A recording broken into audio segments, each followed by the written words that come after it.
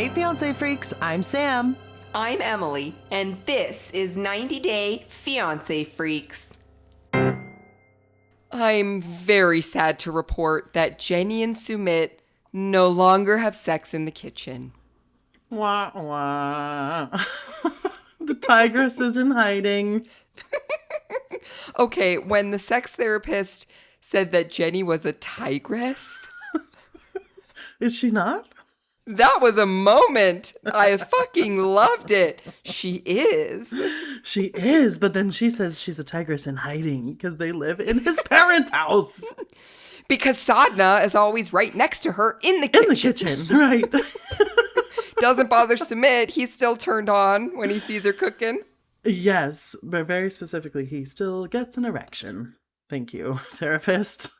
That's right. She pointed that out very articulately. The sex therapist was very articulate this entire episode about all the sexual vocabulary. She was very explicit. I don't know. We're going to have to talk about her because she's her whole different issue, honestly. But I think it's sweet that Jenny and Sumit still have such a high sex drive after being together for so long, just at any age, right? Like even Russ and Pau are struggling with their sex drives being together for 12 years. Oh my God. And they're the same age, but with Jenny being older, and it's just pretty admirable. And even Sarper says that his grandpa was wanting sex at 80, so he hopes that he does too. Shekinah is like, good luck with that. Yeah, she's not going to be the one fucking him at 80. Like, good luck, dude. It ain't going to be me. Right. No, I love that. Yes, it's so amazing. And their homework is the best. Did you think theirs was the best of all the couples? Ooh, I don't know. I just meant the best in general because I love them. But theirs was pretty good. Yeah. I would say out of all of them, theirs is the best. Patrick and Thais' homework was the sexiest. Oh. Okay. Karen Guillermo's was the most heartbreaking. Oh my gosh, that one was just a fail, I thought. But we'll get right? Russ and Pau's was a flop. Yeah. No pun intended, probably. What about Sarper and Shekinah's? I feel like that was semi-successful. Semi-successful. Mm-hmm. And let's see, Rebecca and Zied's. Theirs was the most awkward. Yeah, for us to watch. Yeah, it was. For them to do. Because Rebecca said that she was embarrassed to do dirty talk. Yeah, but that's what she likes. So that's right. But his dirty talk is literally, you're such a pretty girl. I love you so much. Like, oh my God. Not dirty at all. It's just very sweet. She just likes the accent and the language. He could literally tell her, go get my coat from the closet in Derja, and she would be like, oh, that's so sexy. Exactly, yes. It's like when you tell your dog something, as long as you say it in a nice voice, you'd be like, you're such a little asshole. Oh, and they love you, and they have no idea what you're saying. It doesn't matter. So yeah, the sex therapist gave everybody homework this episode, which the former teacher in me loves. But for Jenny and Sumit, it was Animal Kingdom homework.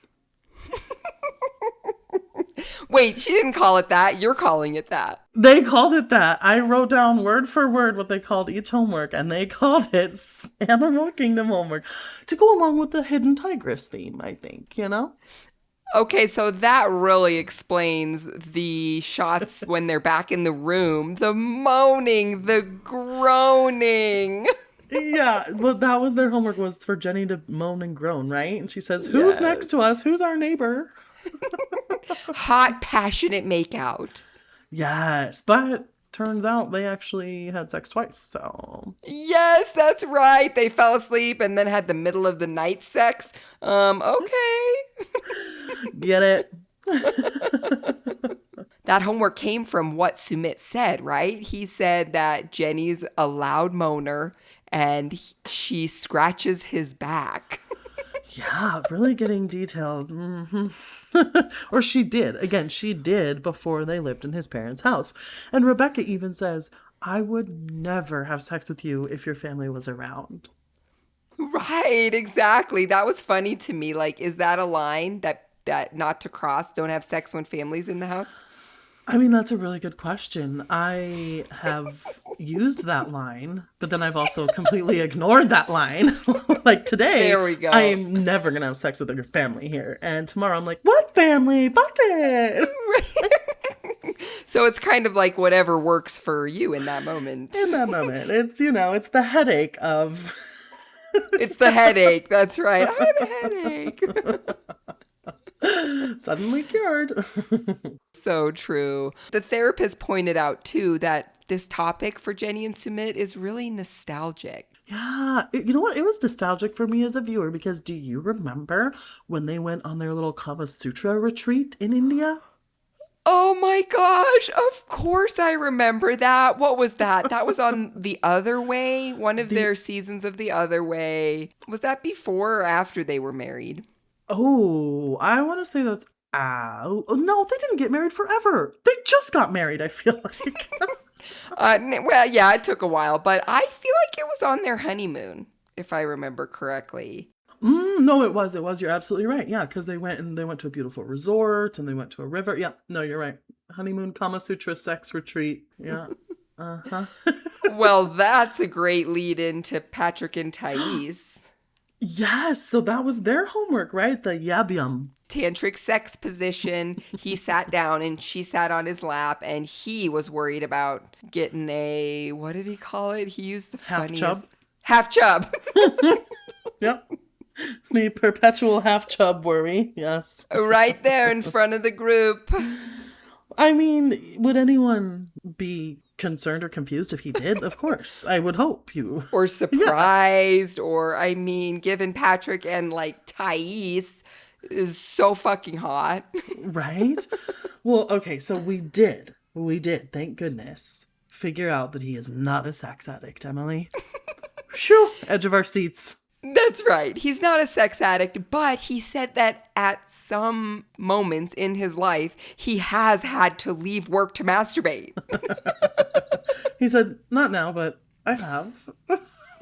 Which I told you he would say. I knew he'd say something along those lines. And I did not. I thought, no, just that's so fucking extreme. You're at work? What? Like, is it like the urge to go pee? Like, it's that bad? Like, you have to go fucking masturbate? I would assume it's more of a boredom thing. Like, I the see. day's dragging. You're like, how can I kill me a few minutes? I sure don't know, though. I have never had that urge. All right. That's why it's so confusing to me. Okay, so he's not a sex addict, but he just has a very high sex drive, according to the sex therapist. Very high sex drive. The third question that we were wondering about, though, about how to know whether you're a sex addict was, do you consistently initiate sex and not take no for an answer? And he said, yeah. He said, yeah, but then he circled back and said, I do take no for an answer, though. He walked it back. Yeah, he did. And Thais seemed okay with that answer. She didn't give him like a little look like, no, you don't. Exactly. And then he even expanded on that in his interview. He said, yeah, I get no. That's part of the game. He's a salesman, Emily. That was fucking hilarious. Just like he's asking for sex so much, so frequently, he just knows, yeah, I'm going to hear no all the fucking time, but I have to keep asking to get the yeses. It's a numbers game, The more you ask, the more yeses you'll get. He will take no for an answer, but he will also ask unrelentingly. There you go. So theirs was affirmations homework, and they had to do that yabyum tantric sex and then tell each other. Again, the therapist and her eloquence this episode tell each other very specific mantras while they're doing this tantric sex. I love your sexual energy. Yes, that's right. And it seemed to have worked. Their homework was definitely the absolute sexiest homework. It was, and he finally got to see her back lipo. Did you realize that he hadn't seen it yet? No. I was kind of shocked by that. Oh, just timeline here. I always need more information about timeline in 90-day shows. When did she go to Brazil last? Like, have they been apart? Did they meet back up in England at this retreat? Or has it been that long since they've had sex? How is Patrick surviving? Like, that was like, seriously? Yeah. This is the first time he's seen it. I need more information about timeline. So much more information. Did he see it, but he didn't notice it because she hadn't told him about it yet? Because she doesn't have any back fat to lipo in the first place?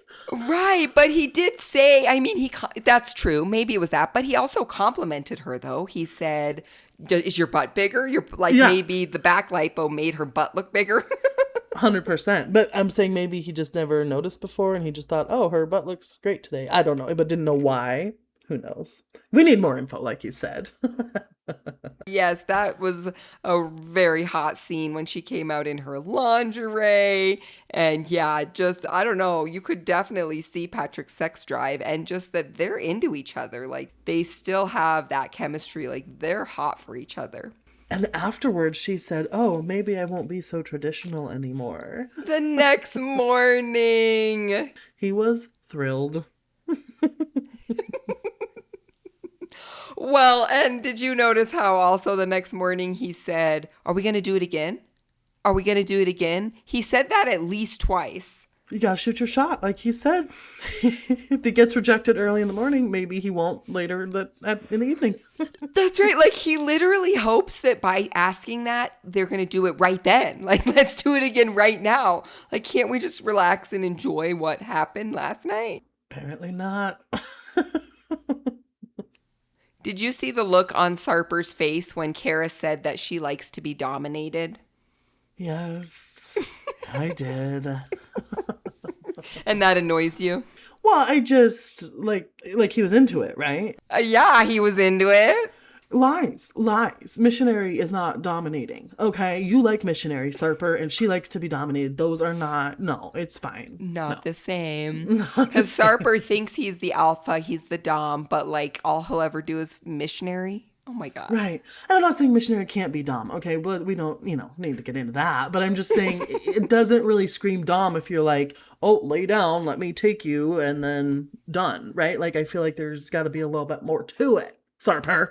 Exactly. But yeah, I mean, that was just such an obvious camera work when they panned over to Sarper because of last episode. And we all know that he's looking at her OnlyFans. Mm-hmm. Yep. There must be some dom skewed pictures on her OnlyFans, I bet. Ooh, I wonder, because that's what she's into. I wonder if it has much to do with her own sexual desires or if it's all just kind of for the cameras, like for the business of it. True. Maybe you have to separate what you like from what the fans like. That's what I wonder. I don't know. I'm wondering. Is that how your OnlyFans page would be? It'd be compartmentalized. But G's down. I mean, he apparently throws her around, or did at one time. He did, right? And it's very nostalgic for them too, right? Like Kara's willing to spell it out and talk about it, and Guillermo is tight-lipped, zipped shut. Why do you think that is? I don't know. Cultural? I was going to say, do you think it's a cultural thing, or do you think it's just he really resents her, or, they're in such a bad place he doesn't even want to get back into that? I don't know. Guillermo's always kind of been this way in so much as just kind of coy, kind of guarded on national television, maybe. It seems like their entire story, he's been in like this type of personality. She's way more forthcoming, just laying it all out there, saying everything, and he's always just a little bit more reserved. Yeah, I agree. That's definitely a good point. But he had a sex dream about Kara. Haven't we all? So yeah, and then in her individual interview, she says sex has always been a bright spot in their relationship. It's always been a bridge for them when they're having other issues. Which, I'm sorry, but I didn't love their homework. Sexual meditation homework. I just felt like it was too emotional and not sexual enough. Aw. Yeah, I guess I can see that. I actually thought it was appropriate, and I thought the therapist recognized where they are, which is that like they're not sexual, they're not connecting. So it's like, how can I give them sex therapy homework that's Sure. not physical because Sure. I can't force them to go into an uncomfortable sexual situation. And so doing a meditation where they're just holding hands. Okay. Okay. You convinced me. That's true. I just thought it was a little bit boring or just intimidating. Like, it's so heavy. The other people got like, hey, have sex in different positions, and hey, moan louder, and hey, do this tantric thing. And they got like, look into each other's eyes and say emotional things. Like, that's pretty intimidating and daunting to have to do as homework versus something more fun, like new positions, you know? Yeah, I definitely see that. I just don't think that there's any possibility that Kara and Guillermo could have done any of those Yeah. other homeworks because that's just not where they are at all with each other. Yeah, now that you say that, that's absolutely right. And so, maybe it was the sex therapist's way of trying to get them to reconnect emotionally and mentally to maybe get to a closer physical place. Do you think it worked though? No, no. So Guillermo comes into the room because he's not even staying in her room. I'm sorry, I just think he needs to try harder. I know he's upset, but you can't even be in a room with the woman. Why are you here in this castle? He could barely even agree to do the homework. Right. When it was assigned, that was the longest pause. The therapist Right. asked Kara, "Can you do this?" She said, "Yeah, sure." Asked Guillermo, long ass pause. So hesitant, so hesitant. Comes in the room, they start the little tape or whatever they're playing, and he's asked to say he's thankful for her, which he does. And I thought it was not as half-assed as it could have been. I did think there was a little bit of sincerity behind it. Immediately breaks down into tears, Kara, as soon as he says that. Yeah. And those were real. Don't tell me those were not real tears. Yeah. Oh my gosh, they were. And Kara didn't say it right away back. He had to ask her. Or wait, no, he asked her if she really meant it. She said it, and then mid sentence of her saying it was when she broke down, because I think it dawned on her that he had said it. And so I also broke down. Emily, are we surprised? Aww. I was crying with her because I thought she was crying because she was so touched that, oh wow, maybe he is thankful for me and he just has never been able to really say that before. But she says she's crying because she doesn't know if he really means that. Aw, that's right. What I really loved that Guillermo said, he said that at least it gives them a chance to have empathy for each other. Oh, because that's what that man is lacking, is some empathy for this woman. I think it was in an interview. I don't think it was to Okay. Kara's face. It was like, they're not connecting in the ways that they need to be in order to have a romantic relationship, but maybe these exercises will help them have a chance to have empathy for each other. Honestly, it could have been him repeating something that like has been told to him, like you said, like people noticing he doesn't have empathy, but it also still sounded genuine. Like that's fine. He finally is hearing advice people are giving him, like show Kara a little more empathy. Well, and you know what? It speaks to something you said, which was that they're not here to reconcile. They're here to figure out how to coexist, how to be good co-parents, and I think that empathy is the basis, the foundation of that. Yes, that's right. They're just trying to find ways to coexist and empathize and understand each other better so they can be great parents to Nico, which, by the way, that Oh, video call, the video call. he's so cute. You know what I love about watching people with their kids is that you can't fake that shit. So who you are with your Yeah. kids is, for better or worse, like pretty close to who you really are. At the castle, they can put on makeup and look cute and have attitudes and talk shit, but you're on the phone with your kid and, the faces you're making, the angles that you're getting, like, it's just raw and beautiful. Yes, they called to show him a castle. If that's not the most toddler thing ever. I know. I mean, they're in a real castle. How cool is that? And he's pretty impressed. Yeah. But you know what? A lot of people be butting into their relationship this episode. Ooh, that's for sure. So first of all, I was absolutely here for Shekinah's support of Kara. Oh my gosh, so good. She says in her interview, I don't like the way Guillermo's been acting since he's been here. And then at one point she actually says to Guillermo's face, do you respect her? And I think she's spot on, because from what we've seen, because I love Kara and Guillermo and I'm very fond of both of them, but from what we've seen at this castle, I'm like, who is this dude? What the fuck? She's just not acting right. Yeah, and I loved to see Shekinah support her too in that. Just say, he shouldn't be shaming her for what she's doing. Mm-hmm.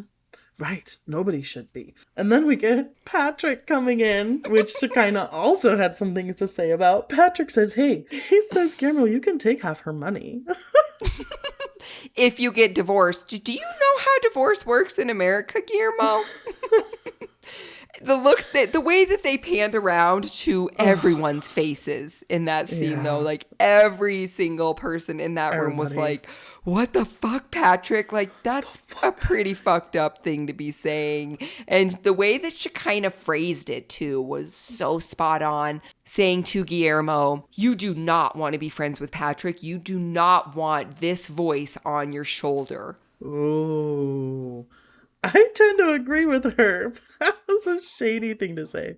Saying it in that angle was really just interesting because Patrick's not telling Guillermo, this is what you should do. You should get a divorce. You'll get half the money. Patrick's not like outwardly trying to convince Guillermo to do it. He's just being a tiny little devil on his shoulder saying, hey there, let me just tell you a little something. Whisper in the ear. Yeah. Exactly. Oh. Okay, I just have to say, did you notice the other couple in the castle at breakfast? Who the fuck is in this castle, Emily? There are other guests there. This happened last season. This happens. They're not the only ones there. There are other guests at these fucking resorts when they're filming The Last Resort. Can somebody leak that to me? I want to go. We are going. That is our next vacation. We are planning a. Can you imagine? Oh my God. I'm gonna. Yes, I can, and no, I can't. Wow. Because it's giving Traders vibes, right? Like the whole castle. They all go to breakfast together. That's very every single morning on Traders. They do that. But then there's these random people here. Yeah, that was very confusing to me. But what tea in the castle to be? Right. So there's still a bunch of other guests there while the entire cast of The Last Resort is there.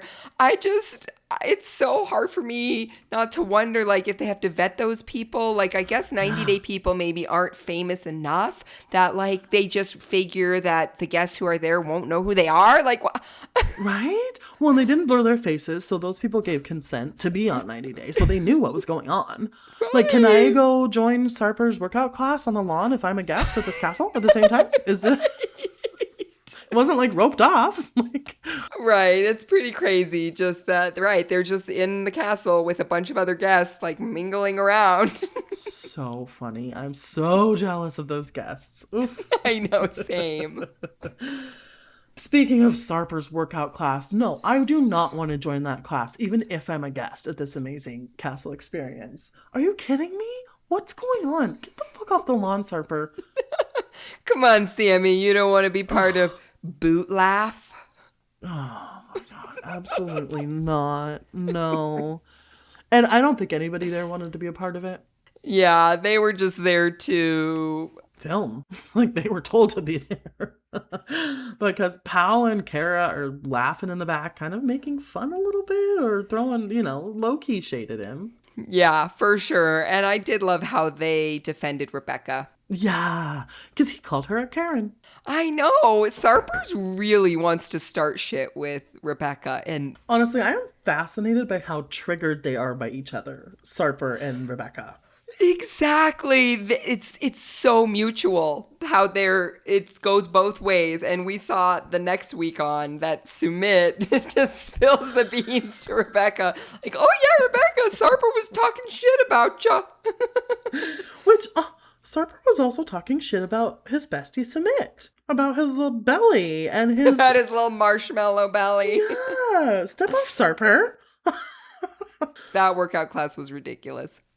Okay, so do Sarper and Rebecca have sexual tension?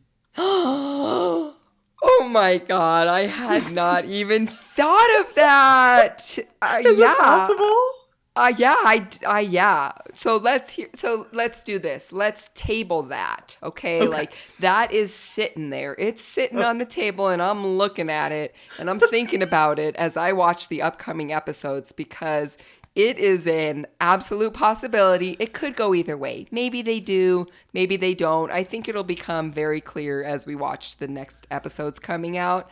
Love that sitting there on the table. It's not overt. It's nothing that would be, acted on or brought to the attention of anyone. God, There's got to be something underlying there where we said, that Rebecca's triggered because Sarper's who Zied could be, like worst version of Zied. And I wonder if Sarper thinks that Rebecca is kind of like a worse version of Shekinah, like a woman who will stand up to him, throw his shit back in his face, who's not going to take shit from him. She's attractive, but she's older. She's had work done, but not like so much. Maybe. I don't hate it. I cannot wait to think about that as the episodes unfold. Yes. I love that. Okay. I did not know what sexual precision trauma is. I still don't know. Oh my God. I tried to look it up and it didn't. Did Sarper say that or did the therapist say that? No, the therapist. Okay, let's go into this can of worms. I was not impressed with the therapist this episode. She shamed Sarper for his 2,500, which, okay, does the man deserve to be shamed for 2,500? I don't know. I'm not a therapist. Wait, did she? Did she giggle or what? She was floored. You can't tell me you came on the show and didn't know Sarper's body count. You're right. Everybody knows Sarper's body count, so don't act surprised. Right. But Shekinah called her out. Shekinah said, "Are you judging?" and pointed at her. But Rebecca calls bullshit. Rebecca thinks 2,500 is a flat out lie. She does. Again, the tension there. I know. Oh my God. And if it were tension, it would be that love-hate line. Yes. It would be that thin line because the way that Rebecca said that she calls bullshit on his 2,500 body count was like pure hatred. Yeah. That could tip over to sexual... It's teetering. Tension, or it could just go way toward hate. Yeah. So their homework was 3 positions homework. They were told that they had to try sex in 3 different positions that are not missionary, and Sarper had to finish. I just can't get over my annoyance with Sarper. Like, I'm just so annoyed with him. You know who I'm equally annoyed with? Sarper and Russ. As a couple? Together? Okay, Sammy, taking it a little too far there. No, I just mean reel it in. No, I just mean like the pair of them together. Like, you're annoyed at their interactions between each other or individually their interactions with their spouse? I'm annoyed at them individually as sexual partners to each of their spouses. They are the 2 most annoying men in this episode about just like Sarper can only get it off in missionary and Russ, we'll get into Russ. Selfish lovers. Selfish. They're just selfish. Exactly. I just can't get over that. I do think it's interesting that the lips tattoo of Shekinah's on Sarper's neck is strategically placed. I did not know that when they got it. Oh, I did. No, they said that. They fucking said that. They said that it was because that's where she has to kiss when he comes. I don't think it was like that explicit, but it was like, this is where she kissed. Yeah, I mean, I think it was like, this is where she kisses that really turns me on. I'm pretty... Okay. I didn't connect that it was like that's the trigger spot that once she hits it, he hits it. Do you remember that they got red ink? Oh, yeah. No, I do. Because red is the hardest to remove. Yep. Because she has Sarper in red. Mm-hmm. On her neck. Like just his name. Yep. Successful, though, by all accounts. Well, partially by Shekinah's account. It wasn't different enough for her, but it was a start. That's right. And Sarper was like, we can't change everything all at once, but let's see. We saw them. They did doggy style. Uh-huh. And then Sarper said they tried cowgirl. Call girl. Shekinah was kind of pissed. Like she thought he was calling her a call girl, I think. Yeah. She was about to be offended. Yeah. Yeah. And then she's like, oh, that's a hard word. That's right. Well, Sammy, let's just get into it with why Russ is the other most annoying male partner this episode. I mean, we saw it in the preview for last week, and they really expanded on it this week. Russ finishes first, and then Pow finishes herself. But because she's critical of his abilities? Like, why? Why does he have to finish first, I guess, is my question. He doesn't seem like he's that selfish that he just does not care about her pleasure, point blank, period. I mean, what it sounded like was premature ejaculation. That's what the therapist said. He did say, I'm just too quick. Yes. And then everybody else was like, oh, poor guy. Right. So I think that he just hasn't been able to find things that please Pow and get her to that point. Right, but he did talk about that he tries and she doesn't give him any direction of like, oh, I don't like that, I like it this way. She just says, you're not doing it right, come back up. Right. Which, I mean, yeah, so it is. It's going both ways, but this is something that is so wildly confusing to me because they've been together so fucking long. And Paula said she has never orgasmed from him. Ever? I thought that's what she said. I took it more as just like she hasn't been orgasming from him. But you know what? It very well could have been ever. And holy shit. No wonder she packs a sex toy everywhere she goes. I don't know, just as far as connection with your partner, just like sharing those moments together. Like sex is so totally different if only one person comes and the other one doesn't. I wonder if it's related to their dynamic, you know, her being in more of the power position and him maybe just feeling like he can't live up to that. Like he doesn't even deserve to be having sex with her in a way. Like, oh, I'll just get in and out. I'll just get in and out real quick and not bother her. You know? Oh. And see, I don't know, the way you phrased it, like when you first started saying that, my thoughts were, I'm having the hardest time feeling sorry for Russ or even fucking caring about his feelings because I'm just so annoyed. But then by the end of what you said, I started feeling sorry for him. Yes. No. Listen, I don't feel sorry for the man. I don't feel sorry. Like that, taking that into account, still please your woman. Still please your woman. Get over it. But again, like, she's not communicating to him either. So, like, it's going both ways. Did it seem to you like Paola was really embarrassed when she showed him her sucking toy? She was a little sheepish. It was kind of cute. I thought it was a sign of such a lack of communication in that area. Just if they've been together that fucking long and she is embarrassed or shy to show him her sex toy? What? Yeah. What? Yeah, there's a disconnect. So their homework was erogenous zones exploration, and it's giving Monica in Friends. Oh, 7. Yeah. 7, 7, 7, 7, 7, 7. Yeah. Can I get a 1? Can I get a 1, 2? 1, 2, 4.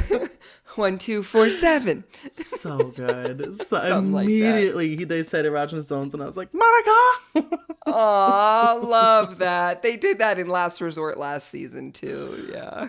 That's right. That's right. They did it like in the group setting. Remember? They made everyone get like Right. the sauces and like put this on your partner in a place where you want them to lick it off or whatever. And they're like all out at the pool, like in a group, like doing it like in front of each No, other. I blacked that out. Girl, I can't deal with this PDA. Do you know how hard this episode was for me to watch with all the PDA and the people on top of people and the tongues and the... Ooh. I was going to say, I can't believe you didn't black out this entire episode. I'm really trying. But they didn't do their homework. Right, what happened? Why didn't they? They're disconnected, Sammy. They just didn't fucking do it. Pow came out in like a face mask. And Russ said, I haven't had my morning coffee. Okay. And they didn't do it. But I thought he said he did some of his or something like that. But yeah, they didn't complete the assignment. And I think Pow said that they did half of it during the boot laugh workout with Sarper. Oh, wait. What I thought she meant was they identified the zones, but then didn't explore them. They need to do more homework, Emily. That's what I'm getting. They need to do the assignment. Right. I think they're the only ones who didn't actually do it. Yep. Oh my gosh. Okay. But Pow had a great one-liner. Russ has the perfect penis. She did say how much she appreciates his penis. Yes. Love that for him. We are not getting much on Rebecca and Zied, I feel like. They must be delving more into them later in the season, because this episode, it was really just, they had some dirty talk homework, but it was Rebecca's homework to dirty talk in English, because she loves when Zied does the French Arabic thing, she says. I also thought it was really interesting when Zied said that men love dirty talk. Mm-hmm. And then they panned around the room and like all the men kind of agreed. And Sarper specifically was like, oh yeah, we love that. Oh, yeah. Fucking Sarper. I mean, whatever.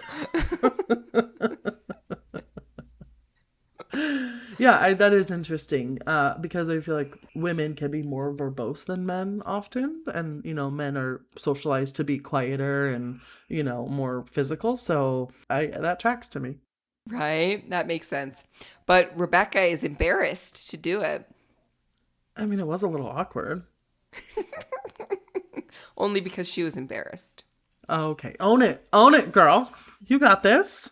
Exactly. Oh my gosh, but what she said? I blacked out. What was it? Do you want me to fuck you hard? Oh. That was what she whispered to him. I don't like it. I don't think that was the way to go. But he told her what to say. Oh. Do you remember the therapist said, tell Rebecca what you want her to say? And then and that was in the therapy session. And then later, when they're in the bedroom together, we hear what it was that he asked her to say. I want you to fuck me hard. Just maybe ease on into it a little. Like, that's a pretty far leap for someone who's uncomfortable with sex talk. Right. With dirty talk. Right, exactly. I'm looking forward to Cara and Guillermo sharing a little drunken kiss. Ah, we saw the lead up and not the actual kiss, but they were dancing together. They better kiss. They better kiss. Better not be teasing us. Well, and did you see any of Cara's posts last week on Instagram after the last episode? She posted some candid shots from like behind the scenes of episode 3. Like the cast members are allowed to post stuff after the episode has aired, like only up to that point.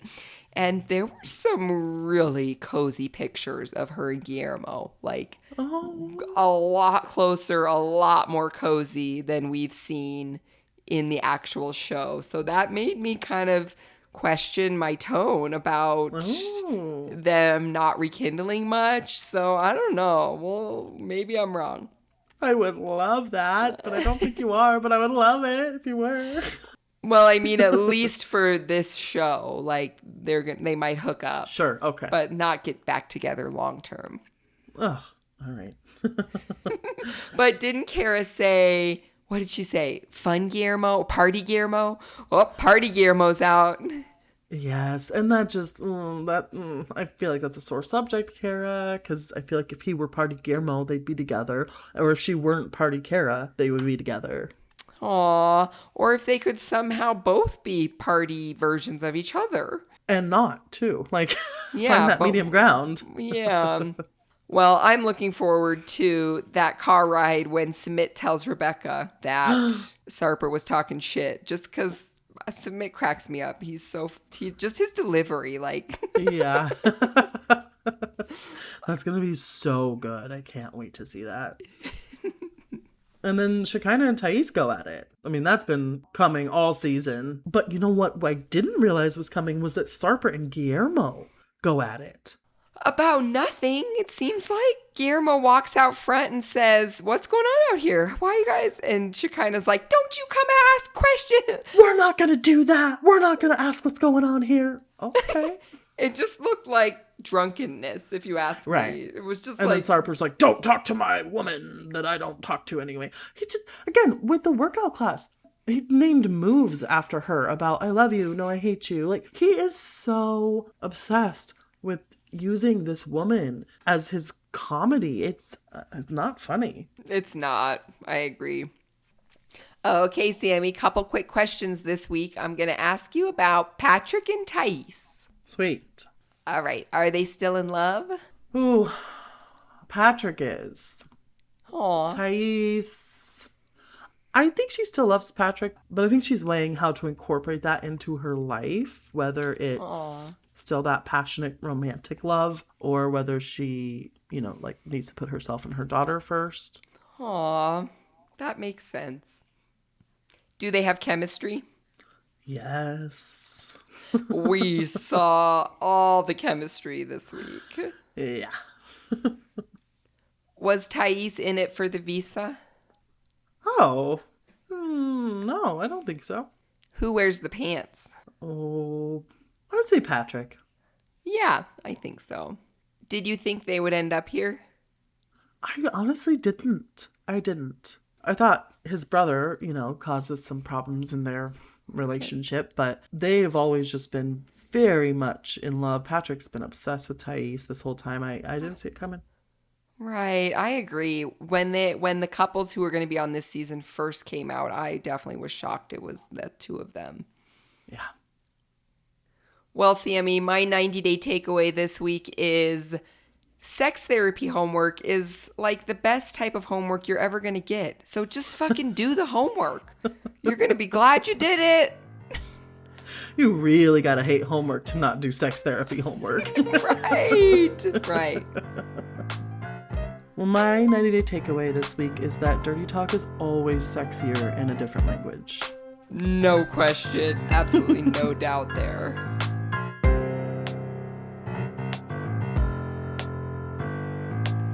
That's it, Fiancé Freaks. If you liked this episode, be sure to match our freak by subscribing, leaving a review, and following 90-Day Fiancé Freaks on social media for more. Thanks for listening. We'll see you next time.